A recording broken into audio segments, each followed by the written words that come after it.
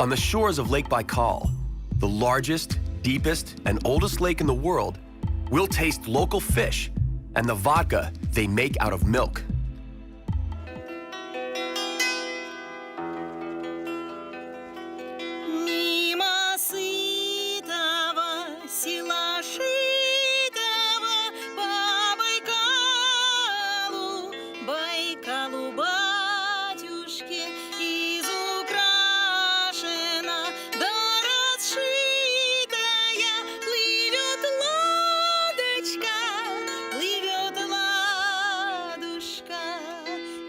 Lake Baikal is the deepest and oldest lake in the world. Its water is so clean that it could be tapped into bottles and sold straight from its shore. 336 rivers flow into the Lake Baikal, but only one flows out, the River Ankara. Lake Baikal contains roughly 20% of the world's surface freshwater and is located in the south of the Russian region of Siberia, between the Irkutsk Oblast to the northwest and the Buryat Republic to the southeast, near the city of Irkutsk. Its name is derived from the Turk word Baikal, meaning rich in fish, a fact confirmed by many local fishermen. The region is rather cold, with average annual temperature hovering around 0 degrees. Considering this is Siberia, the climatic conditions are pretty mild. Unexpected flora can be found here. The Peshenoi Bay, where the average annual temperature reaches 0.4 degrees, is the warmest place along the Baikal. Flora, however, is not the center of attention here. Fish and fishing is what concerns the locals the most. This is hardly surprising, considering that they have the planet's greatest source of freshwater fish at their feet. Grilled fish is the staple food and won't be scarce at any party or get-together. The local specialty is smoked Omul, a fish found only in Lake Baikal. The Omul is slated at first, then potted for 2 days, and finally it is smoked.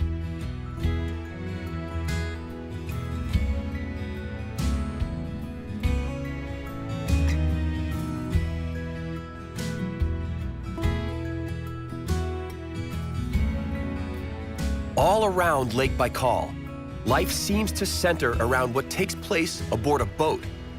Well, at least that's what the fishermen claim.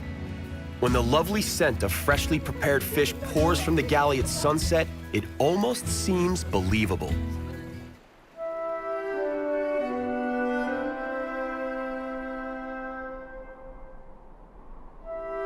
The life of a fisherman is a romantic life.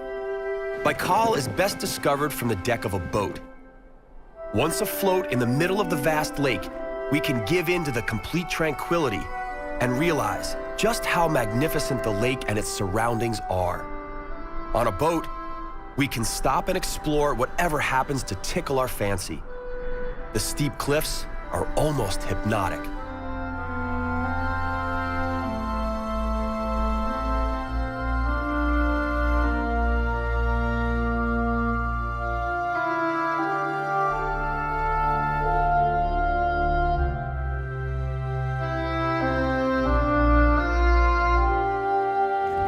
The people are close to the lake. They trust and understand its waters, and in return, the lake rewards them.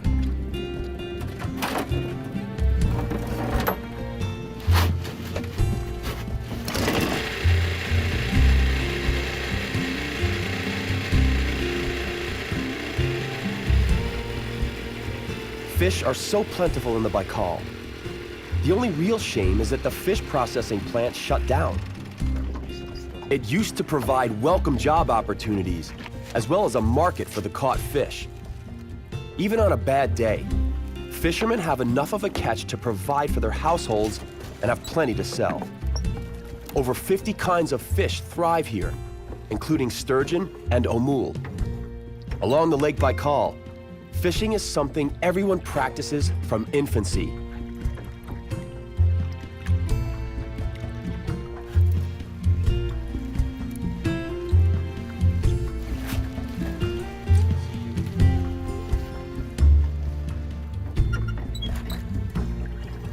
Undoubtedly the most well-known place of the Scottish Highlands, and possibly in the whole of Scotland, is the Loch Ness Lake. Veiled in mystery, the lake has achieved its celebrity status thanks to Nessie, a giant creature allegedly living in the lake. The first reference to its existence dates as far back as the 6th century, but Nessie only became a global phenomenon in the last century when hundreds of sightings were reported. The creature was photographed and filmed on a number of occasions, but none of the records were sufficiently convincing to serve as indisputable proof of its existence.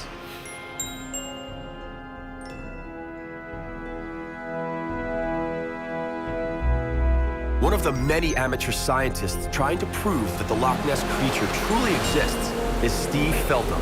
Steve came to the lake 17 years ago, having given up his fiancée as well as the family business in England. He sold his house and bought an old mobile library from which he set up his observatory.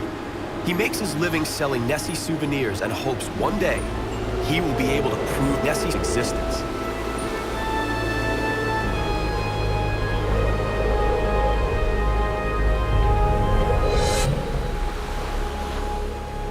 For me, what I do here, making these models, it brings in just enough money to keep me living and looking for the mystery, looking for the answers to the mystery. And what I do is not about the money. If I wanted to make a lot of money with these, I would be in Drumnadrochit, where all the tourists go.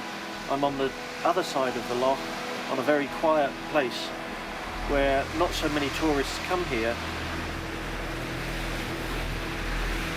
I've seen one thing that is too big to be the fish. Maybe 16 years ago, when the waves are all going across my vision, what with white crests on the top of those waves, and something like a torpedo went through against the waves. So it goes bang, bang, bang, bang, through, very fast, very big. And I don't know what that was. My hope is that when we find the answers to what these animals are, I'll be involved in solving the mystery, and then I feel that that gives me the credibility in what I do to go off around the world and look for some other lake monsters in other places and become an international monster hunter, which is a good job, I think. There is one other reason why the Loch Ness Lake is so interesting. The Caledonian Canal passes through the lake and connects the North Sea in the east with the Atlantic in the west. When examining the map of the Great Glen Valley, the solution was apparent. 3 Great Lakes and 2 fjords on either side made crossing possible. It wasn't all that simple, though. At the beginning of the 20th century, the British engineers William Jessup and Thomas Telford had to solve a major obstacle: a 20-meter height difference between Fort Williams and Inverness. They resolved the problem masterfully by devising an ingenious system of 29 floodgates over the 96 kilometers. The masterpiece was made operational in 1822 and cost what was considered at the time to be a staggering sum: 840,000 British pounds sterling.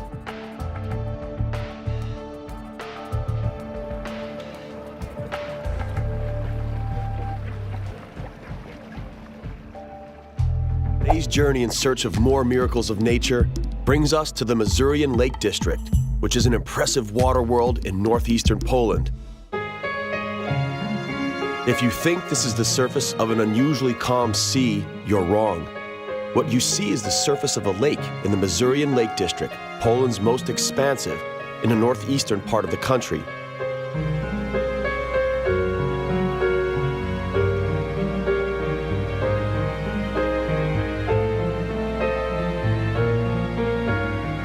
It's a renowned destination for all those who love water sports, fishing, and hiking.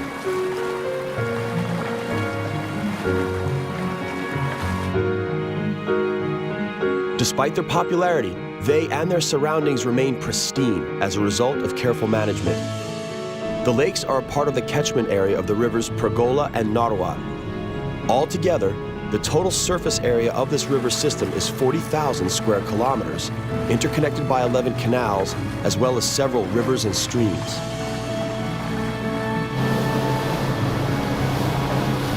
Water and footpaths lead through the Masurian conservation area, a home to the gray heron and many swans. A multitude of birds may also be observed in conservation areas on the Lake Kisanyo on the islands of the Nidzica Lake. The Dolpsk Lake serves as a cormorant reservation.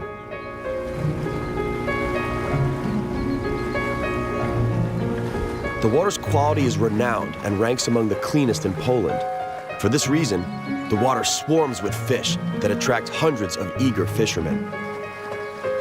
Pike, perch, zander, the lakes are a fisherman's encyclopedia. They are everywhere, near the shore, in the reeds, on open water. The only thing off limits is disembarking on one of the islands designated as a bird reservation.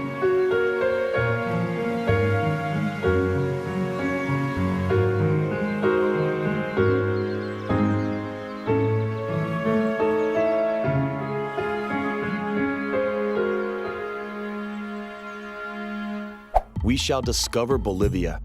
Bolivia is a country of countless fascinating natural sights. When the conquistadors climbed over the highland belt, they were rewarded with a fascinating vista, and it wasn't snow. On the plateau of Altiplano, 3,700 meters above sea level, lies the Salar de Uyuni Salt Lake, the largest salt lake in the world.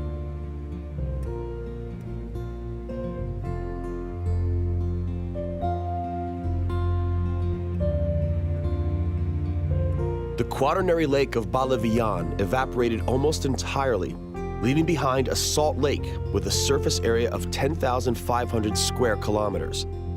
The surface area of this fascinating white plain is so large that it's visible by naked eye from outer space.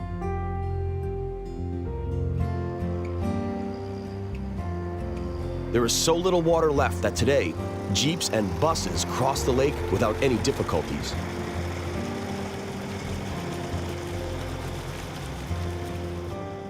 Salar is a bottomless source of salt for Bolivia. At today's rate of output, some 25,000 tons of salt per year, Salar could remain operational for another 400 years. All that needs to be done is sweep the salt into mounds and transport it.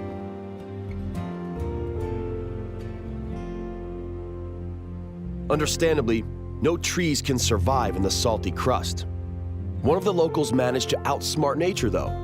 Instead of building his house out of wood, he used salt blocks instead.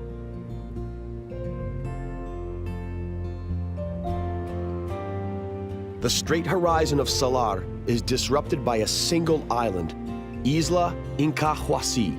The only plants on Salar are ancient cacti, some of which grow as tall as 10 meters.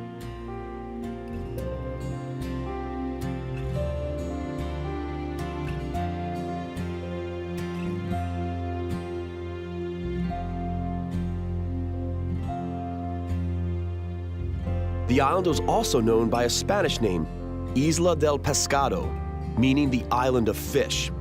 From afar, it resembles a giant fish coming out from the blinding white surface.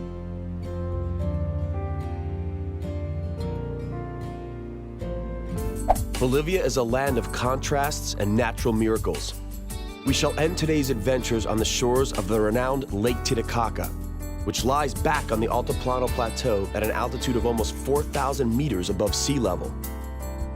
The immense lake has a surface area of 58,000 square meters and is also the world's highest navigable lake. At the Titicaca Strait, the lake's narrowest part, it measures less than a kilometer.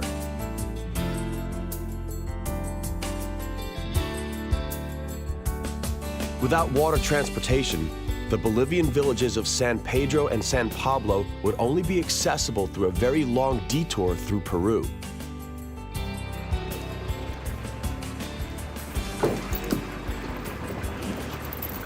The pontoon-style ferry boats do not look particularly safe, but are stable.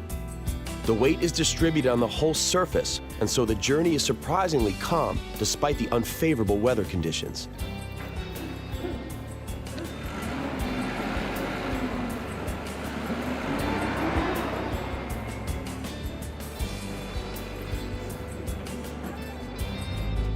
Apart from its historical monuments, the lake is also an important source of sustenance for the locals.